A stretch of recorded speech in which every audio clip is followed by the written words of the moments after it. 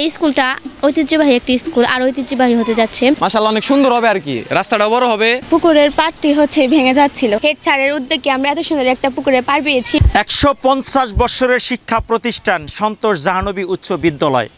150 বছরের শিক্ষা প্রতিষ্ঠানে পুকুরটি ছিল অসংস্কার, পুকুরটা ছিল ভাঙা, পুকুরের পাড় ভেঙে ভেঙে রাস্তা হয়ে যাচ্ছিল সংকীর্ণ। এই সংকীর্ণ রাস্তা দিয়ে যখন শিক্ষার্থীরা চলাচল করছিল মাঝে মধ্যে দুর্ঘটনার শিকার হতে হচ্ছিল তাদের। গাড়ি নিয়ে ঢোকার মতো কিন্তু অবস্থাও ছিল না ঠিক এখানে। ঠিক সেই মুহূর্তে আমরা দেখছি যে অত্র স্কুলের প্রধান শিক্ষক মিয়াচান স্যারের উদ্যোগে এই পুকুর সংস্কারের জন্য বড় একটি মেগা প্রকল্প কিন্তু এখানে চলছে, কাজ চলছে। দুটি প্রকল্পের প্রায় 52 লক্ষ টাকার মাধ্যমে এই পুকুরের পাড় সংস্কার এবং রাস্তার তৈরি হচ্ছে।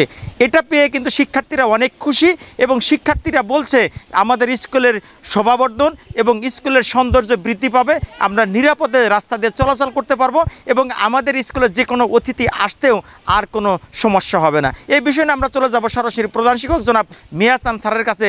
এই প্রতিষ্ঠানের এই পুকুর সংস্কারের জন্য তিনি কতদিন ধরে চেষ্টা করে যাচ্ছেন, এই পুকুরের সংস্কারের জন্য তিনি কি কি উদ্যোগ গ্রহণ করছেন এবং শেষ পর্যন্ত তিনি সফল হয়েছেন। প্রথমে ধন্যবাদ জানাচ্ছি আমাদের স্কুলের প্রধান শিক্ষক মোহাম্মদ মিয়াচান স্যারকে। তিনি না থাকলে হয়তো আমাদের স্কুলের পাড়টা এত সুন্দর করে বাধাই করা হতো না।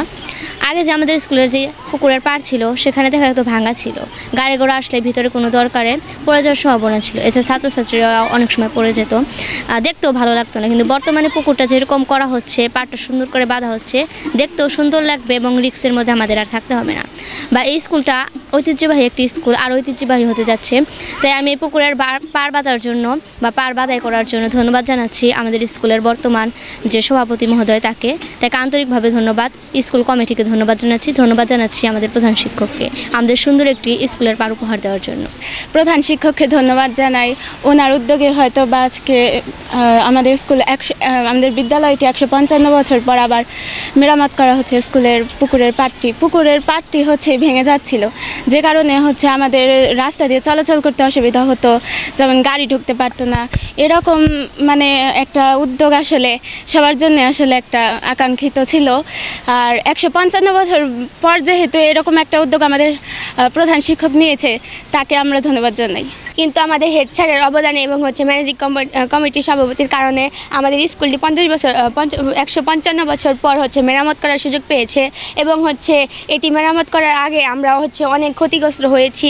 অনেক ছাত্রছাত্রী হচ্ছে পুকুরের পাড়ে আসতে গিয়ে পড়ে গেছে, যানবাহন ঢুকতে পারেনি, মানে অনেক অ্যাক্সিডেন্টের সম্মুখীন হয়েছি। এর জন্য আমাদের হচ্ছে স্কুলের শিক্ষকরা আর এবং হচ্ছে হেড স্যারের উদ্যোগে আমরা এত সুন্দর একটা পুকুরের পাড় পেয়েছি এবং এতে এই পাড়টি পেয়ে আমরা অনেক উপভোগ করতেছি এবং হচ্ছে অনেক আনন্দিত। আগে পুকুরটা ছিল মনে করেন অনেক ভাঙাচোরা ছিল আর কি, মানে ওই রাস্তাটা সব ভাঙা ছিল। এখন যে পাড়টা বানতেছে আর কি, ওই সাইডে মাটি দিয়ে দেওয়ার পরে রাস্তাটা অনেক সুন্দর হবে, মানে সবাই যাতায়াতের সুবিধা হবে। আগে যদি মনে করেন যে কোনো একটা ম্যানেজারের গাড়ি আসতো আর কি, মানে অফিসার ওই দিক দিয়ে আসতে একটু অসুবিধা হতো, কিন্তু এখন মাশাআল্লাহ অনেক সুন্দর হবে আর কি, রাস্তাটা বড় হবে। এই স্কুলের সুনামটা অনেক সুন্দর হবে, স্কুল অনেক সুন্দর একটা মানে পরিবেশ যাতে একটাই হবে, চারি সাইডে মানে পার বানলে অনেক সুন্দর দেখা যাবে পুকুরটা। আগে তো মনে করেন ভেঙে যাওয়ার সম্ভাবনা বেশি থাকতো, কিন্তু এখন অনেক সুন্দর হবে। পুকুরটা বাঁধলে এবং পুকুরে এরকম পাড় দিলে ওই পাশে পাড় দিবে, আমার জানা মতে পাড় দিলে পুকুরের সৌন্দর্যটা বাড়বে।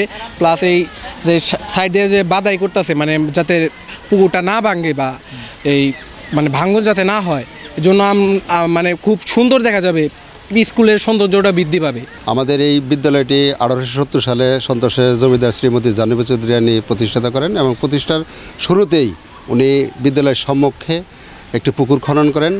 বিদ্যালয়টি প্রতিষ্ঠিত হওয়ার পর থেকে অদ্যাবধি, অর্থাৎ এরপরে আর কোনো পুকুর খনন করা হয় নাই ইতিপূর্বে।